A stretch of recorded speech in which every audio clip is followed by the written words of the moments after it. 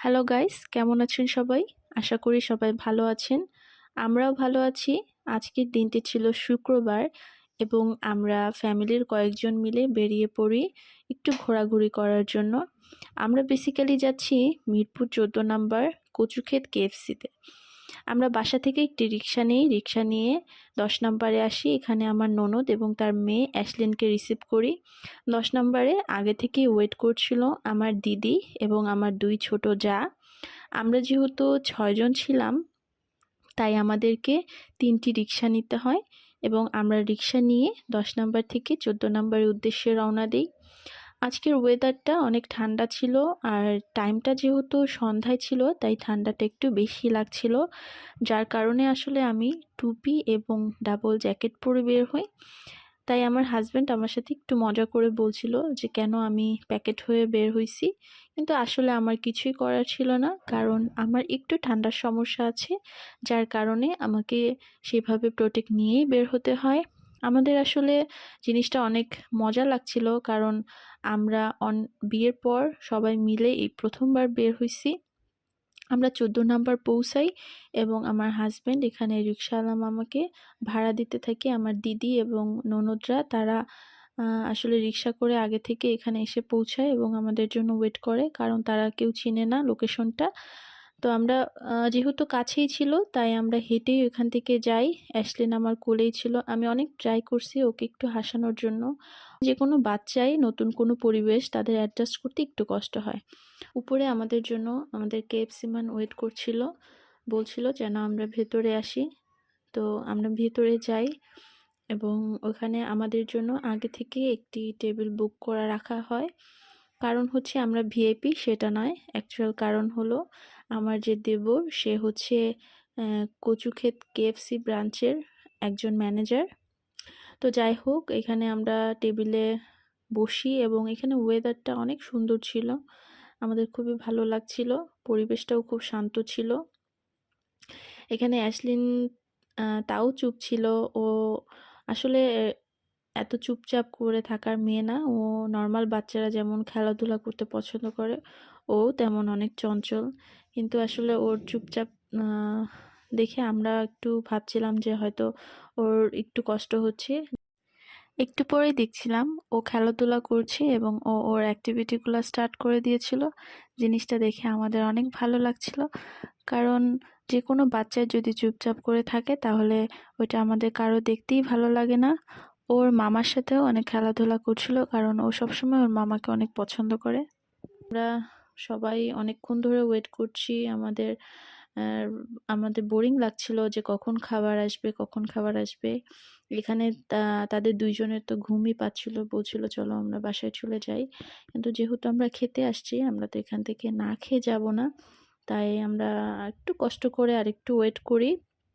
এই যে মানুষটাকে দেখছেন, এই হচ্ছে আমার দিদি এবং আমাদের বিয়ের ঘটক।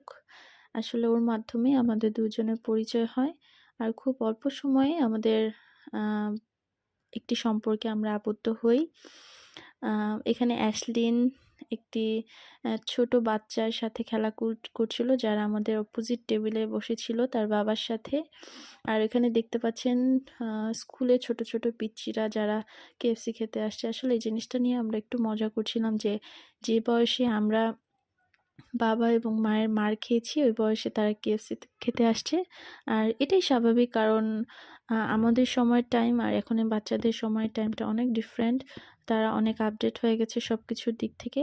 আম, যাই হোক, এখানে অনেক ধরনের খাবার ছিল, আমাদের খাবারগুলো দেখেই ভালো লাগছিল। এখানে আমরা সবগুলো খাবার শেষ করতে পারি নাই, কিন্তু আসলে খাবারগুলো দেখে আমরা সবাই অনেক খুশি ছিলাম, একসাথে এতগুলো খাবার। আর আমরা সবাই সবগুলো খেতে পারি নাই। নর্মালি আমি অল্প অল্প করে খেয়েছি, কারণ আমি অফিস শেষ করে এসে লাঞ্চ করে তারপরে বের হইছি। যার কারণে আমাদের মানে সবার পেটই ভরা ছিল।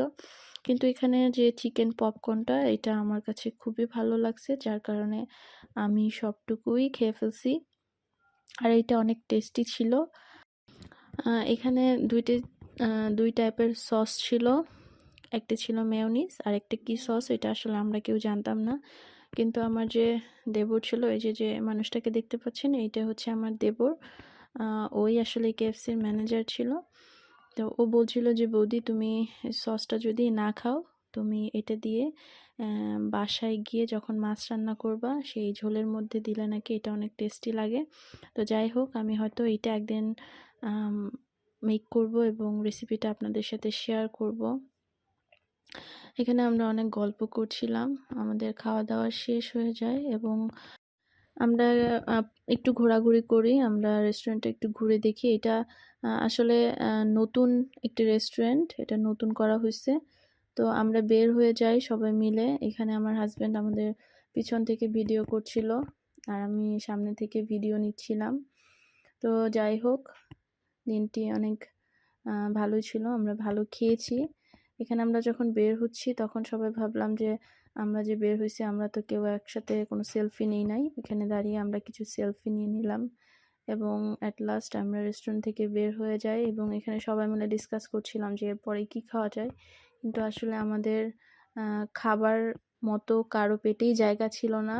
তো যার কারণে আমরা ভাবি যে একটু চা খাই, ঠান্ডার সময় চা খেলে এটা একটু ভালো লাগবে আমাদের। তাই আমরা একটি টঙের দোকানে আসি, এখানে চা অর্ডার করি। টঙের মামা যে ছিল সে অনেক সুন্দর করে চা বানাচ্ছিল, কিন্তু আসলে যত সুন্দর করে চা বানাইছে ততটা টেস্টি চাটা ছিল না। এখানে আমার যে দিদি, ও বলছিল যে ওর চায় নাকি জন্ডিস হয়েছে, কারণ ওর চায়ের কালারটা ভালো ছিল না। পরে ও ফেরত দিতে চায়, কিন্তু ওর যে দাদা মানে আমার হাজবেন্ড, ও বলে যে ওই চাটা খাবে, পরে ওকে দিয়ে দেয়, ওই খায়। তো আমরা যখন চাটা খাওয়া শেষ করি, চা খাওয়া শেষ করার পরে আমরা চলে যাচ্ছিলাম। তো যাওয়ার সময় দেখি যে রোড সাইডে অনেক ধরনের সবজি বিক্রি করছিল। তো আমার হাজব্যান্ড যেহেতু লাউ শাক খেতে অনেক পছন্দ করে, তাই আমি ওর জন্য একটু লাউ শাক নিয়ে নিই এখান থেকে এবং আমরা একটি লোকাল বাসে করে বাসার দিকে রওনা দিই। আমরা 10 নম্বর পর্যন্তই যাব, ওইখান থেকে আমরা যার যার বাসায় চলে যাব। তো আমার ননদ আমাদের সাথেই আসে আমাদের বাসায়। আমার 2 জা এবং দিদিকে বাসায় পৌঁছে দিয়ে আমরাও বাসার দিকে চলে আসি।